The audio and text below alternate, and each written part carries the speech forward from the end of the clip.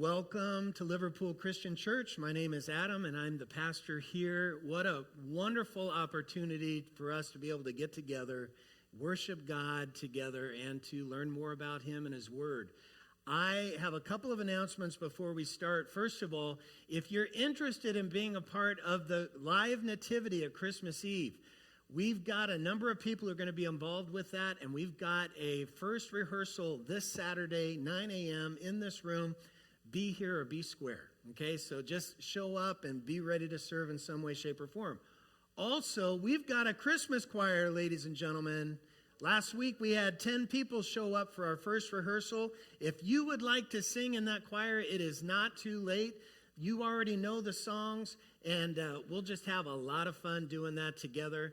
And so that is right after this service. We're going to be meeting in the parsonage building over there. And just bring yourselves, and we'll just have a great time. So, having said that, who's ready to learn a little bit more about who Jesus is? Anybody? Okay.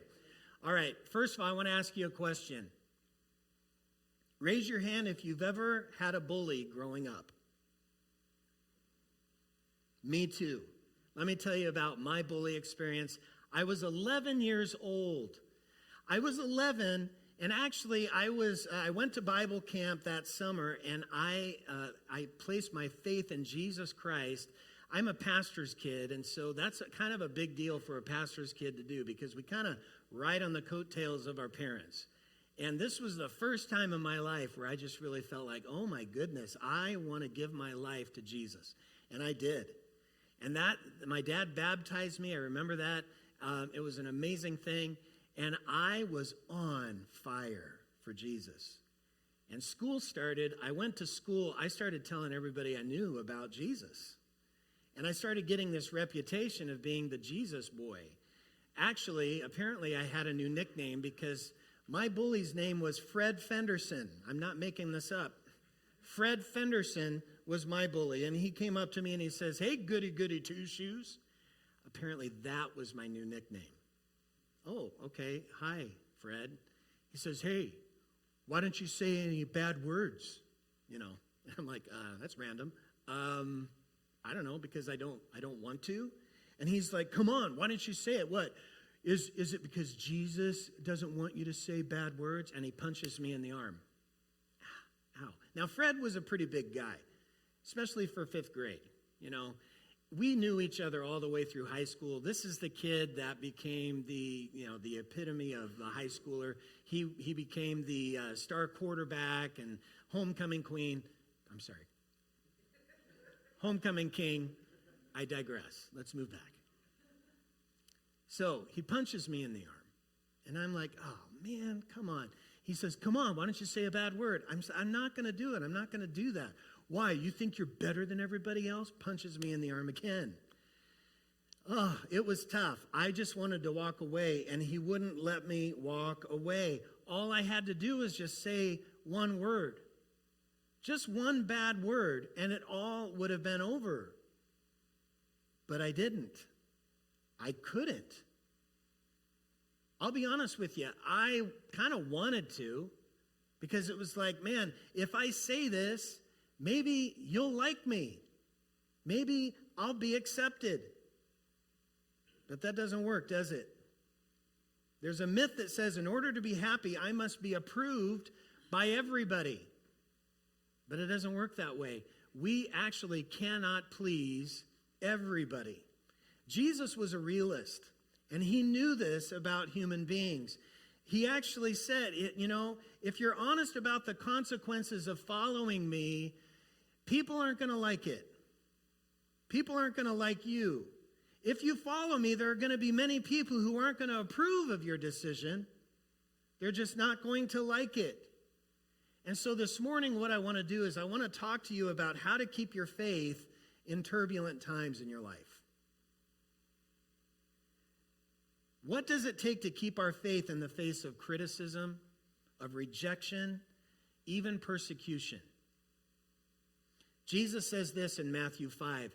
"Blessed are those who are persecuted because of righteousness, for theirs is the kingdom of heaven." The statement is so shocking, he actually repeats it in the next verse. "Blessed are you when people insult you, persecute you, and falsely say all kinds of evil against you because of me. He's saying, blessed are those who can handle rejection. Blessed are those whose beliefs are so strong that they can withstand any attack. Paul says this in 2 Timothy chapter 3. In fact, everyone who wants to live a godly life in Christ Jesus will be persecuted. It doesn't say he might be. He says he will be. If you live a godly life, one time or another, you're going to face opposition. It's just the way it is. If you're a student and you go to your school and you say, you know what? I'm a virgin. I am not going to have sex until I'm married. You say that out loud and see how many kids make fun of you. See what they'll say to you about that. If you're a business person and you go to the workplace and you say, hey, I'm not going to do everything I possibly can to climb up the corporate ladder because I want to follow who Jesus is in my life. You see what they say about you about that. The fact is, the world can't stand anyone who's different. Guess what? Jesus didn't fit the mold. You know, he didn't do what the Pharisees wanted him to do. He wouldn't compromise. He wouldn't conform. They either had to follow him or kill him. Jesus said that all who live godly will be persecuted. They'll have their faith tested.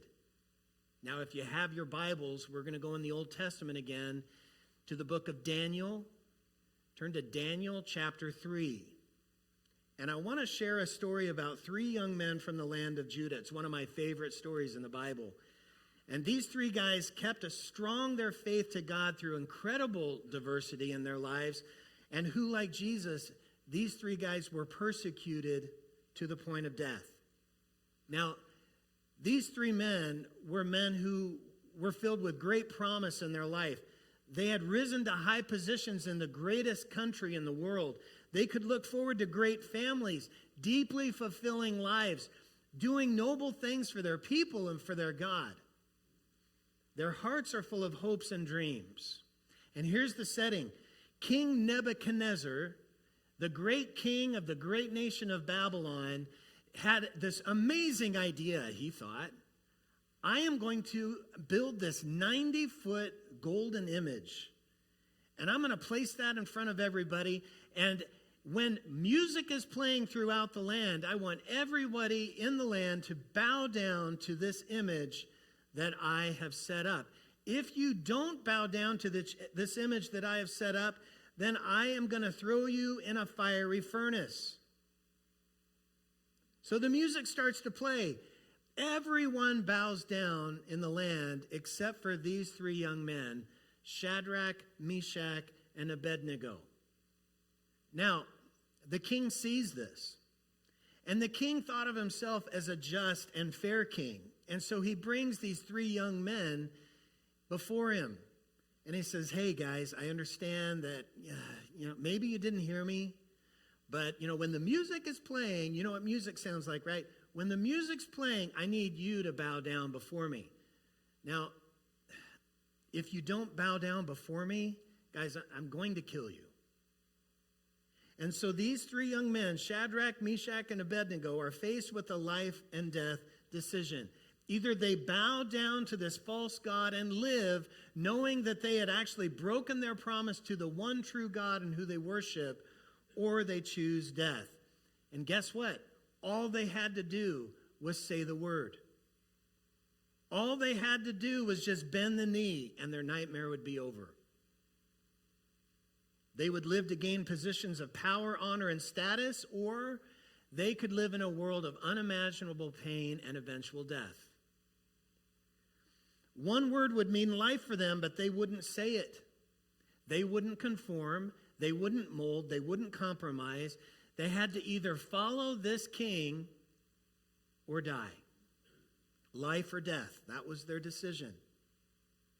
They chose death. And my friends, that kind of devotion can happen with ordinary people like you and me. We're in Daniel chapter 3, starting in verse 17. Shadrach, Meshach, and Abednego said, "If we are thrown into the blazing furnace, the God we serve is able to deliver us from it, and he will deliver us from your majesty's hand. But even if he does not, we want you to know, your majesty, that we will not serve your gods or worship the image of gold you have set up."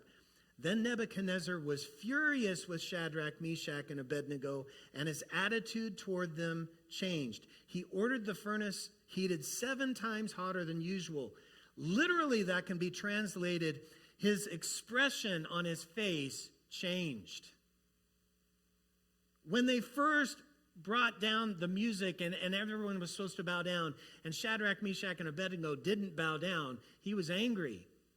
But now, in the face of unshakable devotion to actually face death rather than do what the king said, the king totally loses it.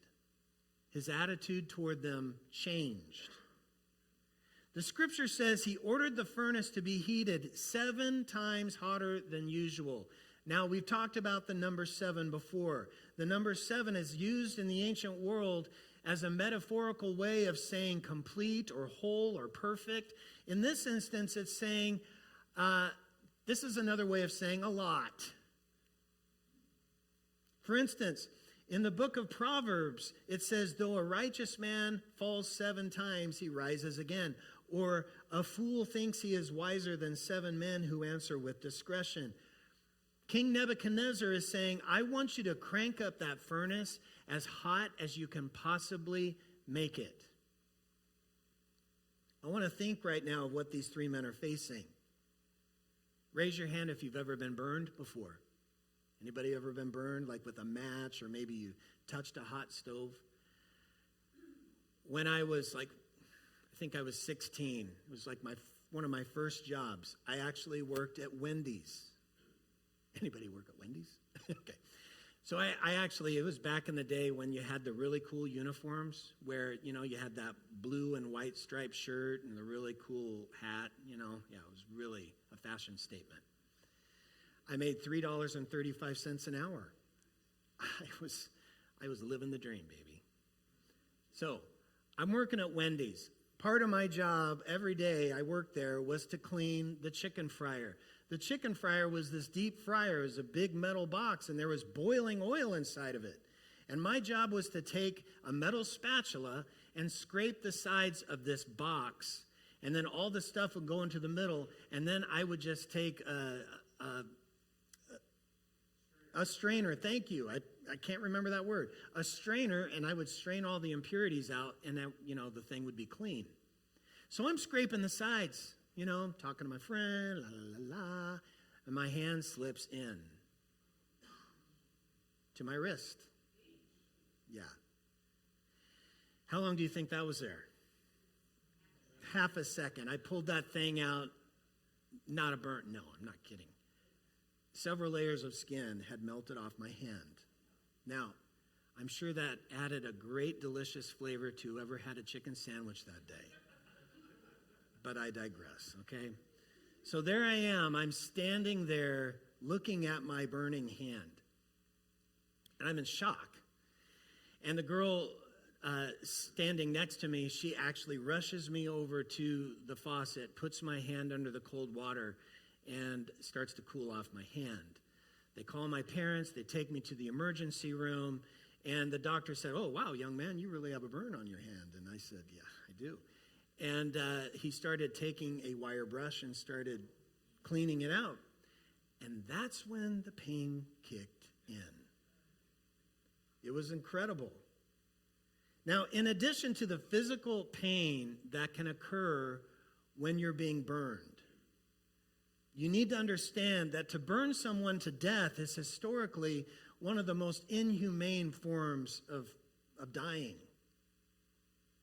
It involves treating a human being like an object, like a stick of wood just thrown away, so there wouldn't be a corpse left to even mourn. It was done to witches and heretics and people that society just wanted to dispose of and forget. That's what these 3 young men are facing.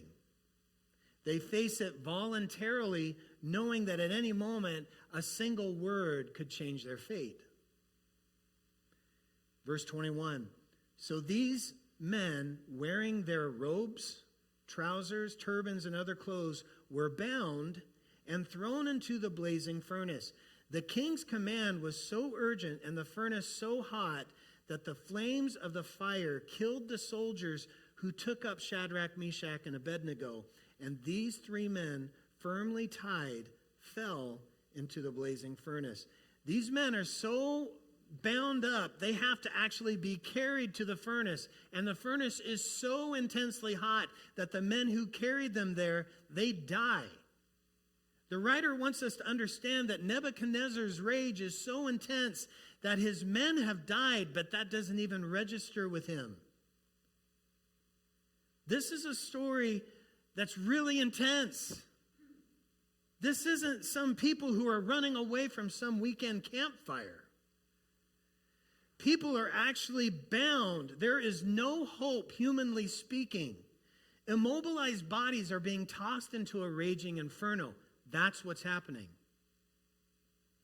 Now, I want to stop for a moment and ask you to try as best you can to understand. Imagine the experiences of these three young men. They've been faithful to the very end. Since the first time they heard about this terrible idea that King Nebuchadnezzar had, they have been faithful. They will not bow down to this image of gold that they knew was coming. And every exit, every door was closed to them. And they're carried now to the furnace. These are real people. They're filled with courage, maybe some fear, maybe some defiance, a lot of faith, and they feel the heat. And they've seen these guys who have carried them up there. They keeled over and they're dead because it's so hot. And then all of a sudden, they're in the flames. I can just picture them. Can't you? They just close their eyes. They're waiting for the numbness to take in. They're waiting for the smoke inhalation to just kind of suffocate their lungs. But it doesn't happen. In fact, they don't feel any different. They don't even feel warm. There's no smoke choking them. There's no burns. In fact, their hands aren't even bound anymore. They're walking around in that furnace, and that's not even the best part. Look at verse 24. Then King Nebuchadnezzar leapt to his feet in amazement and asked his advisors, weren't there three men that we tied up and threw in the fire? And they replied, certainly, your majesty. He said, look, I see four men walking around in the fire, unbound and unharmed, and the fourth looks like a son of the gods. So there's a fourth member of the furnace club, and apparently he's unharmed, and he's walking around in there. Apparently he's the one who's delivered the other three, and they have this little meeting right there in the furnace. Who was this fourth man that came out of seemingly nowhere, cheating death, and looks in appearance like a son of the gods? Well, the text doesn't say, but I'm going to give it a wild guess. Because I'm going to say it's Jesus. Why? Because that's something that he would do. And they're walking around together in that furnace. Apparently they spent a little time in there together. They had the world's smallest life group in there. It was just a really hot, amazing time. I wonder what they said to each other. I wonder what that fourth man said to those three. God is so proud of you. God is so amazed of your faithfulness and your endurance. I wonder if he told them that because of their faithfulness, that their names would be remembered for centuries to come. We remember them today. And let's be honest, they're weird names. I wonder what they said to the fourth man. I bet they poured out adoration and praise and worship like they never had before in their life. You know, I think it's kind of strange. They came into this situation thinking that they were going to have to withhold worship from a false god, and they end up worshiping the Almighty God like they never had before in their lives. Because worship is like that. And the furnace that looked like the end of their lives, it turns out to be the greatest thing that ever happened to them. Why? The furnace turns out to be the place where they met God. Here's the whole point of the story. Sometimes God delivers people from the furnace, and sometimes God delivers people in the furnace. Jesus said to them what he says to people still, I'll meet you in the furnace. The place where full devotion can lead you that looks scary, that looks painful, that looks dangerous. Even if it looks like it could be the end of your life, it turns out to be where Jesus is. It turns out to be the safest place of all. It turns out to be the adventure of your life. Jesus says to people still, hey, I'll meet you in the furnace. You follow me, it's going to look dark. It may look scary. It may look lonely. But keep following me. I'll meet you in the furnace. I'll meet you there. He says it still. He says it to some of you today. Verse 26.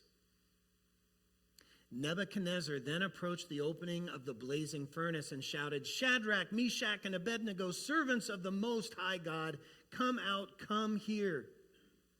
So Shadrach, Meshach, and Abednego came out of the fire, and the satraps, the prefects, the governors, the royal advisors crowded around them. They saw that the fire had not harmed their bodies, nor was a hair on their heads singed. Their robes were not scorched, and there was no smell of fire on them. The writer says that the robes weren't even scorched. Remember when he talks about what they were wearing in verse 21? He's talking about their turbans and their trousers and so on. Why does he say that? Because he has an eye for fashion? No. He wants us to understand the extent of the miracle that God is performing here. Not only did he save their lives, not only is the hair on their heads totally saved and unsinged, but their clothes are saved as well. Verse 28, then Nebuchadnezzar said, Praise be to the God of Shadrach, Meshach, and Abednego, who has sent his angel and rescued his servants. They trusted in him and defied the king's command and were willing to give up their lives rather than serve or worship any god except their own God. Does this sound like the same guy? This is the same man who killed his own guys, and it doesn't even register with him. And now he's praising these three young men for having the audacity to go against his commands. Something has changed his heart. It says in 28, they trusted in him and defied the king's command and were willing to give up their lives rather than serve or worship any god except their own God. 29, therefore, I decree that the people of any nation or language who say anything against the God of Shadrach, Meshach, and Abednego be cut into pieces and their houses turned into piles of rubble. Okay, not a big freedom of worship guy. Very intense. He says, for no other God can save in this way. Verse 30, then the king promoted Shadrach, Meshach, and Abednego in the province of Babylon. He doesn't just restore these young men, he gives them greater positions of higher power with more influence, more ways to serve, more ways to contribute. Going into the furnace for these three young men ends up being not the worst thing that happened in their lives, but the greatest opportunity that could ever happen to them. It ends up being the safest place of all. Why? Because God was there. Because sometimes God delivers people from the furnace, and sometimes, my friends, sometimes God delivers people when they're in the furnace, and I think that those are the most amazing times of our lives. There's a location in the world described as the 1040 window. Its location is 10 degrees to 40 degrees north of the equator, and it includes countries like Africa, the Middle East, Central Asia. 2/3 of the world's population actually live in the 1040. That's 4.4 billion people. My wife had an opportunity to go share with a mission team at her church a few years back in India, and I would love for you to give her a round of applause as she comes up and tells us a little bit about that.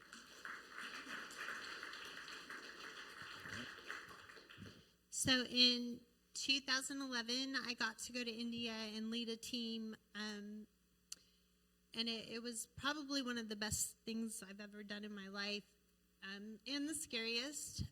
I saw God just so powerfully in a way that is indescribable in the third world country.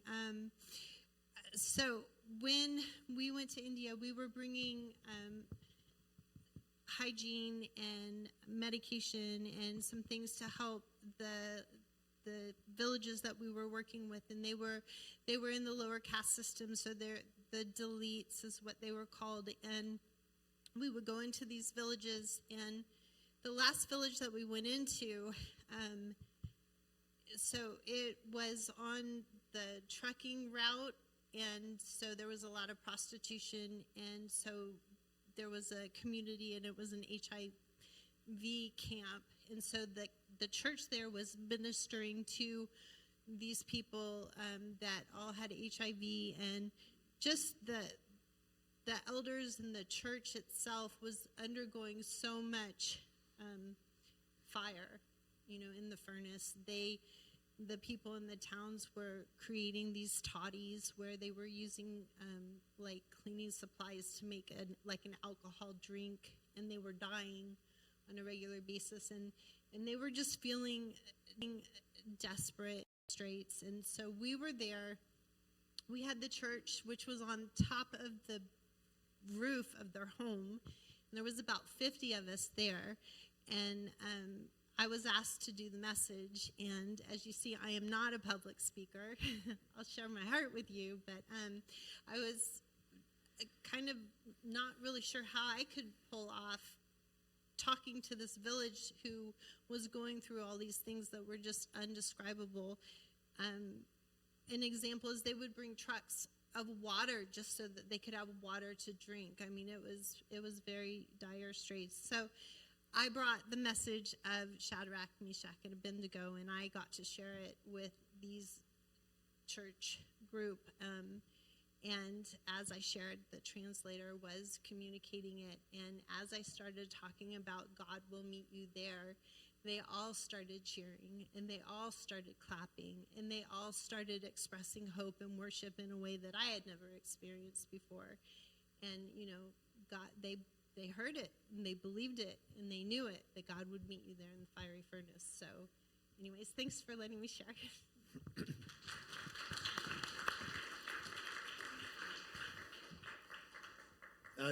Very quickly, another aspect of her trip, they would do these little VBSs, and we would, they were anything but little. In a little room, think of a single car garage. How many kids were in that room? At least 100 kids in a little single car garage room, just filling up that room with praise of these little children just full of joy. Here's the thing.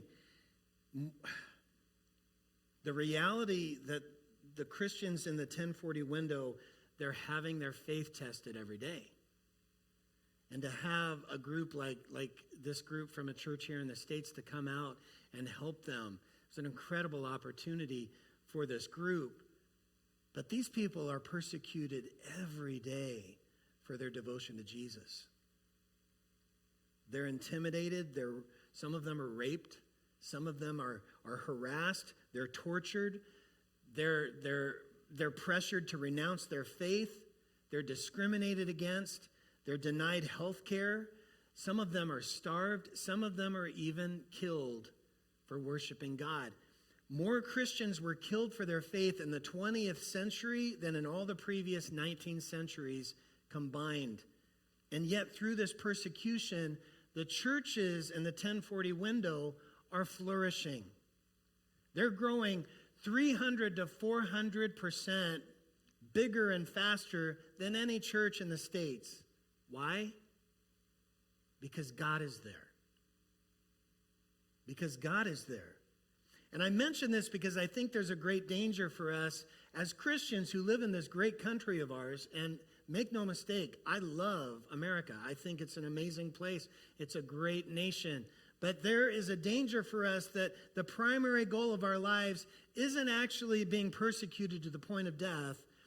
The big problem for us is our primary focus is avoiding the furnace altogether. You know, we'll pray, hey, God, deliver us from pain, deliver us from discomfort, deliver us from suffering, deliver us, God, from inconvenience. Pave the way for us, God. Make my life smooth. Make my life comfortable. Make it easy. We avoid even these low-level flames. Paul did it himself. He says this, therefore, in order to keep me from becoming conceited, I was given a thorn in my flesh, a messenger of Satan to torment me. 3 times I pleaded with the Lord to take it away from me, but he said, my grace is sufficient for you, for my power is made perfect in weakness. And God says to Paul, I'll meet you in the furnace. And Paul, if you know anything about him and his life, he was in the furnace a lot. Why? Because God was there. So I want to ask you to consider to do something that might be kind of dangerous. And I'm not going to force you or coerce you in any way. This has to come from you. But I want to ask you to consider this. Stop asking God for less heat if that's what you've been asking for. Don't ask for an easier or richer or more pleasant or more secure life, because I think that there's something better in store for you. I want to ask you to consider to pray a dangerous prayer, maybe something like this. God, give me an opportunity to show my devotion to you. Give me an opportunity to show my devotion to you. I may not primarily ask for security, ease, comfort, or success, but God, let me show my devotion to you. I may be persecuted in your name. Let me be harassed in your name. But Lord, I want to show my devotion to you. And if you're not sure, if you feel like your devotion level isn't quite up to that kind of par, then go to God. Be honest with him. Ask him for that.